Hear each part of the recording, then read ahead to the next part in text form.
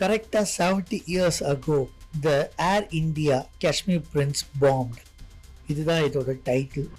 அதாவது 70 வருஷத்துக்கு முன்னாடி ஏர் இந்தியா ஏரோப்ளைன் காஷ்மீர் பிரின்ஸ் அப்படின்னு சொல்லி அழைக்கப்பட்ட ஒரு ஏர் இந்தியா ஃப்ளைட் கிராஷ் ஆனது தான். அப்போ காஷ்மீர் பிரின்ஸ்ன்னு சொல்லி அழைக்கப்பட்ட ஏர் இந்தியா ஏரோப்ளைன் 300ல ஒரு குண்டு வெடிப்பு நடந்தது. இந்த விமானம் ஹாங்காங்ல இருந்து ஜகார்த்தாவுக்கு டிராவல் பண்ணிட்டு இருந்தது. இந்த விமானத்தோட டிராவல் நோக்கம் என்ன அப்படின்னா, ஆப்ரோ ஏஷியா பேண்டோ கான்ஃபரன்ஸ்க்கான மீட்டிங்கை நடத்துறதுக்காக போயிட்டு இருந்தாங்க.